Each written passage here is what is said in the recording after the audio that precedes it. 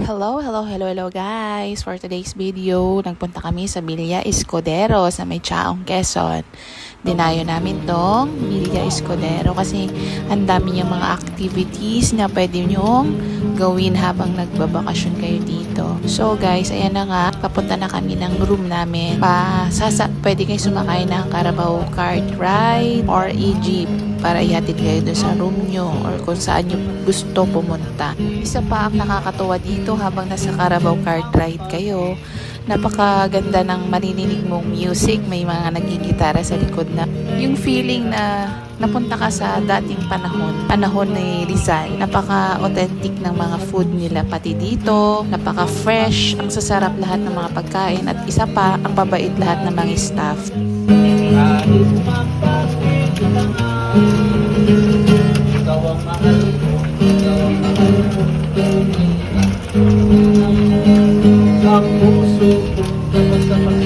Carabao cart.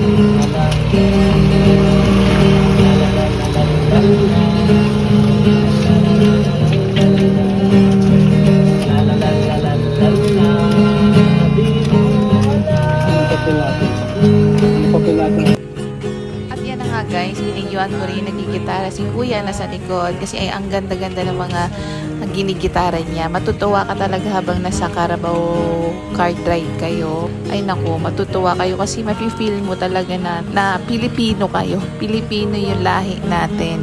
Dahil dyan sa mga nakikita mong tanawin, na naririnig mong mga kanta, Tagalog na kanta, bumalik kayo sa taon ng mga 1950s. Ganon. Napaka talaga yung traditional yung yung mararamdaman mo dito.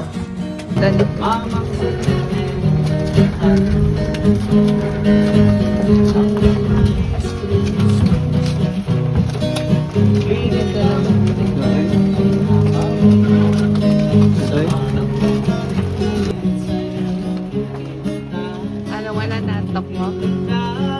Ha? Wala na ang tok mo? May birthday.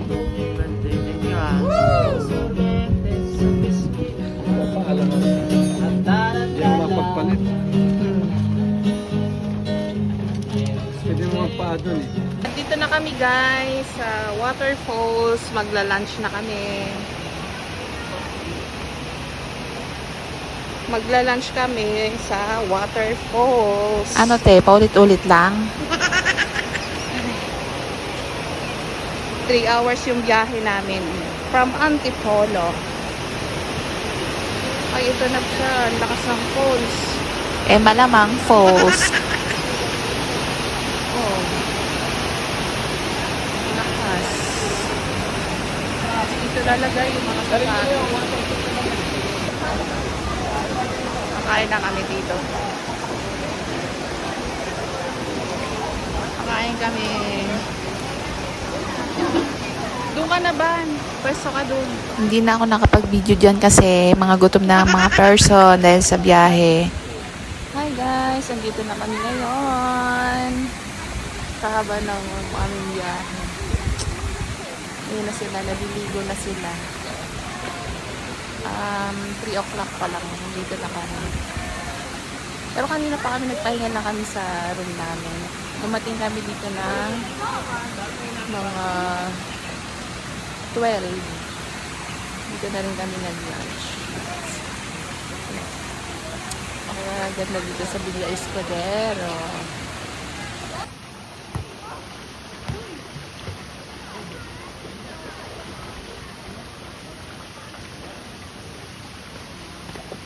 Plastic!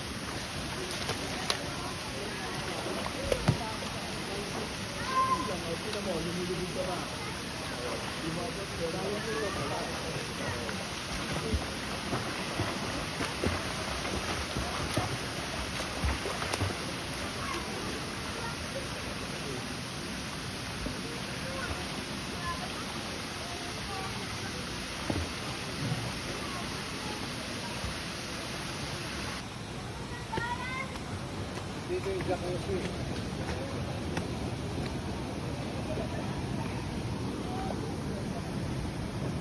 Ang init naman. Andito yung jacuzzi, guys. Tara na.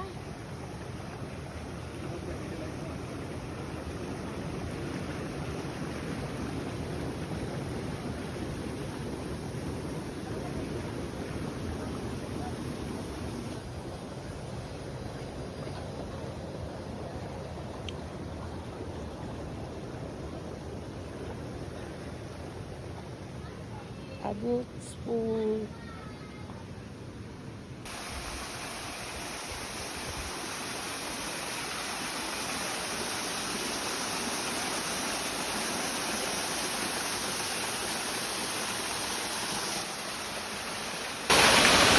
Dito yung ilog. Wow, ang ganda. Wow! Guys.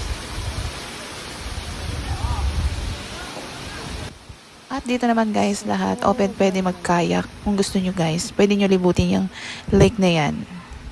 Ang init lang. At yung pool na yan, pwede pang kalahatan. Pero lang sa bata na maliit kasi 4 feet ito.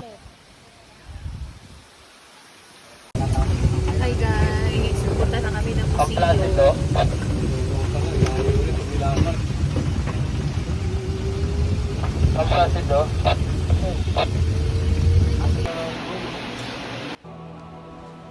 OMG, ayan na nga, nandito na kami sa loob ng museum. Ewan ko ba, pagpasok pa lang namin ng museum, kinilabutan ako. Ewan ko ba, o baka dahil sa may mga laman kasi na taxidermy or talagang may mumo talaga dyan. Pero actually guys, nag-enjoy talaga kami dyan kasi namamangha kami sa loob ng museum na yan. Napakaganda naman talaga. Pero ewan ko ba, masyado lang yata ako matatakutin kasi ang lakas ko magkape. Kaya pag pumupunta kayo dito sa Villa Escudero, huwag niyong kakalimutang puntahan ang kanilang museum, ang church museum at taxidermy. Mamamangha kayo sa laman nito, guys, kasi mga talagang sinaunang mga gamit, mga antique.